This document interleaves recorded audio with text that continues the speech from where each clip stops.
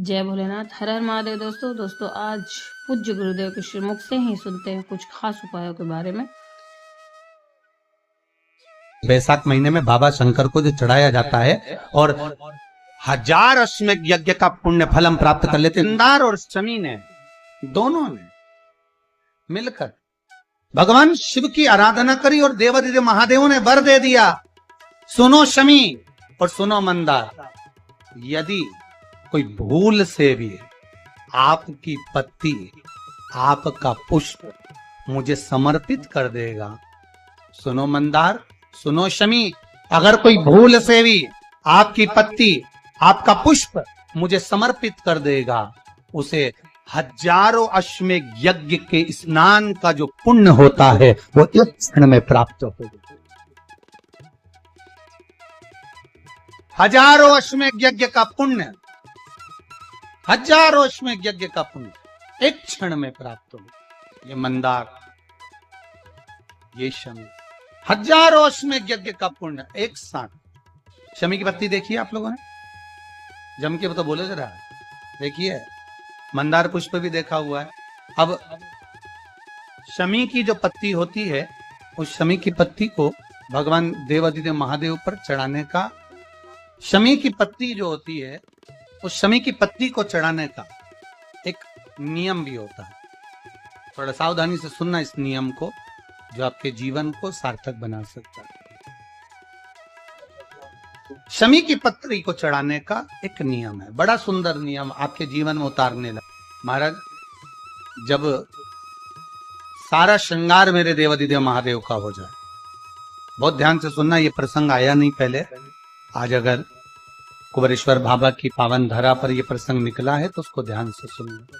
पत्ती, शमी की जो पत्ती होती है, उस शमी की पत्ती को कब, कैसे और कहां चढ़ाना चाहिए, और शमी की पत्ती का फल क्या होता है वो भी अभी हम समझ लें। उसको शमी की पत्ती, संपूर्ण स्नान भगवान का हो जाए, संपूर्ण स्नान आप समझें उसको।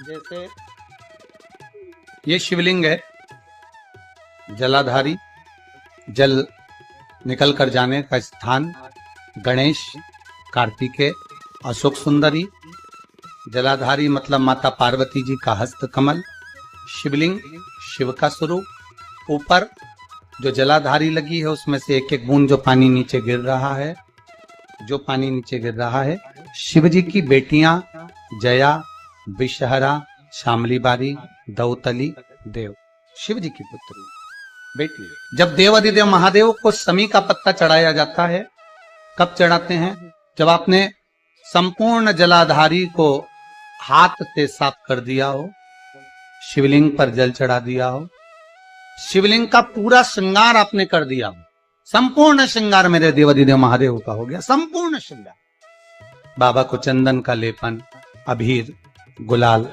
अक्षत, बेलपत्र, धतूरा, जो भी तुम्हें चढ़ाना है सब कुछ तुमने चढ़ा दिया, सारा श्रृंगार मेरे देवादिदेव महादेव का हो गया।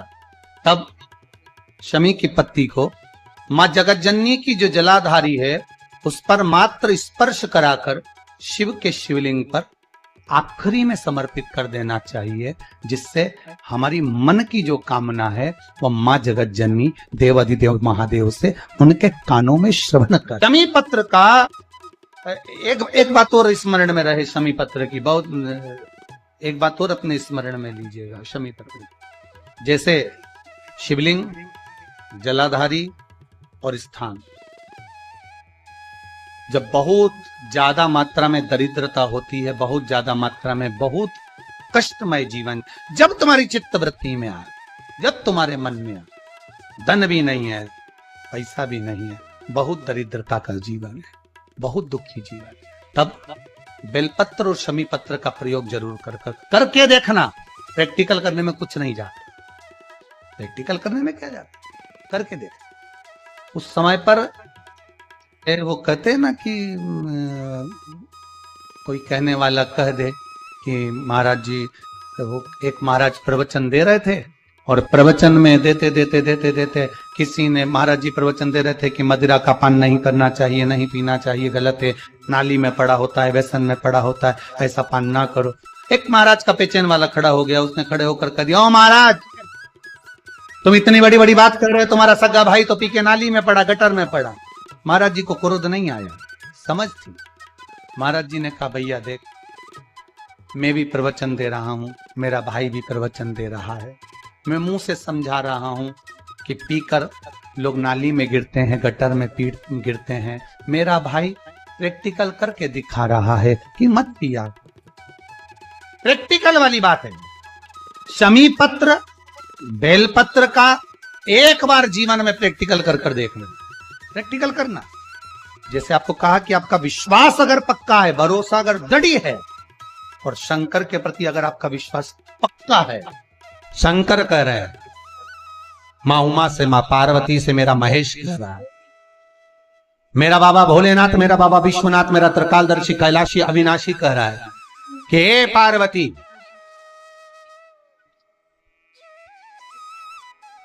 एक बीला, एक बेल जो मुझे समर्पित करता है, और समर्पित करने के बाद उस बेल की महत्वता देखिए, जो बैसाख महीने में बाबा शंकर को जो चढ़ाया जाता है, और 1000 अश्वमेध यज्ञ का पुण्य फल हम प्राप्त कर लेते, मात्र एक फल चढ़ाकर, मात्र एक फल चढ़ाकर। हे पार्वती, संसार का मनुष्य जब मुझे वो बेलपत्र समर्पित कर, वो बेल का फल समर्पित करता है, पार्वती वो फल जो मुझे चढ़ता है, फिर मैं भले नर्मदा के जल से निकला हुआ कंकर शंकर क्यों ना हूं, फिर चाहे मैं गंगा के जल से निकला हुआ कंकर शंकर क्यों ना हूं, चाहे फिर मैं यमुना के जल से निकला हुआ कंकर शंकर क्यों ना हूं, चाहे मैं सरयू के जल से निकला हुआ कंकर शंकर क्यों ना हूं, चाहे मंदाकिनी के जल से निकला हुआ कंकर शंकर क्यों ना हो, ए पार्वती, फिर जो भी शिवलिंग पर वो बेल समर्पित होता है, वो बेल उठाकर जीव अपने कार्य में ले सकता है। ये माँ उमा से कह रहा है। तो उस बेल की महत्वता जानेंगे। अब अपन उस बेल को जानने के लिए वापिस स्कंद पुराण में चले, तो स्कंद पुराण में लिखा हुआ है कि जो बेल बैसाख के महीने में शंकर को चढ़ाया जाता है, वो बेल का फल उठाकर रख लिया जाता है। बैसाख के महीने में उस चढ़े हुए, बाकी के आपको बेल का फल खाना हो तो बात दूसरी, पर चढ़ा हुआ जो बेल का फल है वो पूरा बैसाख नहीं खाना। बैसाख के बाद में अगला जो महीना आए, उस महीने के अंदर उस फल के अंदर का गुर्दा निकालकर उसको सुखा लीजिए, और सुखाकर जिस व्यक्ति को पत्थरी की बीमारी हो और जिस व्यक्ति को पेट में बहुत भोजन पचता ही नहीं है, पूरा शरीर पाचन क्रिया बेकार हो गई, उस व्यक्ति को केवल 7 दिन तक शंकर पर चढ़ा हुआ वो बेलपत्र प्रदान कर दीजिए। पत्थरी भी बाहर और पाचन क्रिया भी ठीक, जिंदगी भर तकलीफ नहीं। उस बैसाख में उस फल की इतनी महत्वता बाबा भोलेनाथ स्कंद पुराण, लिंग पुराण, नर्मदा पुराण, पद्म पुराण के अंतर्गत, शिव महापुराण के अंतर्गत वर्णन कर, उसकी महत्वता है। वो बेल का फल साधारण नहीं हो सकता।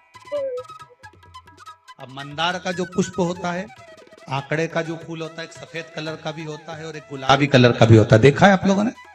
बोलो, जम के बोलो, देखा है ना? गुलाबी कलर का जो पुष्प होता है वो आप मंदार का, आंकड़े का जो गुलाबी कलर का पुष्प होता है, आप टीवी पे देख रहे होंगे, एक सफेद देख रहे होंगे, एक मंदार का गुलाबी फूल, नीला कलर का फूल देख रहे होंगे। जो नीला कलर का जो पुष्प होता है, गुलाबी कलर का जो आंकड़े का फूल होता है, प्रयास करना,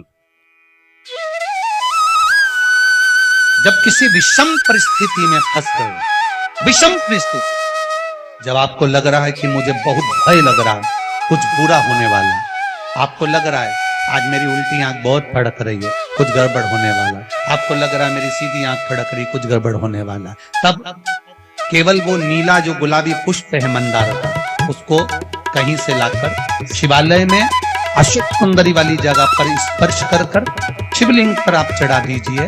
आपकी विषम परिस्थिति कैसी भी होगी, वो रास्ता निकल जाएगा, आपको फंसना नहीं, परेशानी। मंदार आंकड़ा, सफेद आंकड़े का पुष्प भी भगवान शिव को समर्पित होकर, जैसे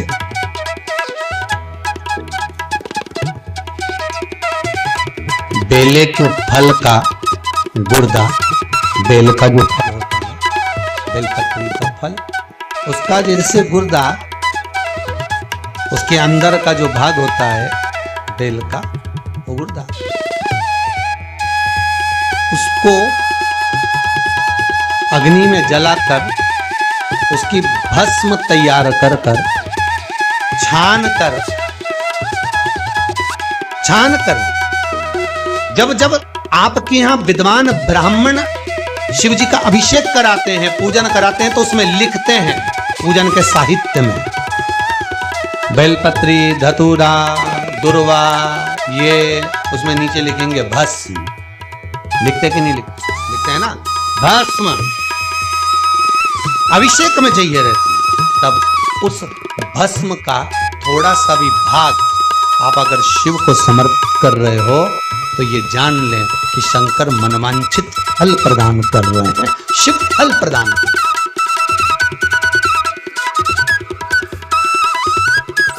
महाराज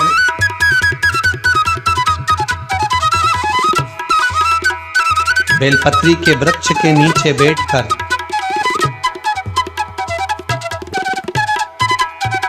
हाथ में एक बेलपत्र का पत्ता रखकर आप पंचाक्षर मंत्र नमः शिवाय, ओम नमः शिवाय या श्री शिवाय नमस्तुभ्यम या महामृत्युंजय मंत्र का स्मरण कर रहे हो, पर डंडी का भाग अपनी ओर, बेलपत्र की बीच वाली पत्ती का भाग बीच वाली उंगली की ओर रखकर अगर आप स्मरण कर रहे हैं और अपनी कामना कर कर बेलपत्री के वृक्ष के नीचे बैठकर उस पत्ते को सम्मुख रखकर बाबा से विनय कर कर एकांत में उस बेलपत्री के वृक्ष की छांव में,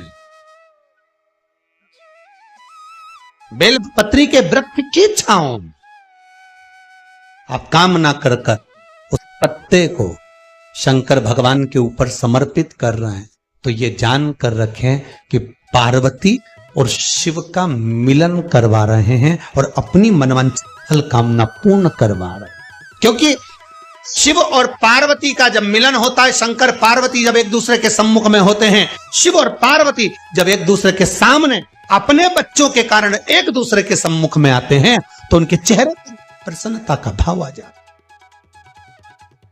फल, मनवांछित फल की कामना आप जिस कामना के लिए कर रहे हो, विवाह के लिए, नौकरी के लिए, सर्विस के लिए, व्यापार के लिए, रोग मुक्ति के लिए, आप जिस कामना से कर रहे हैं।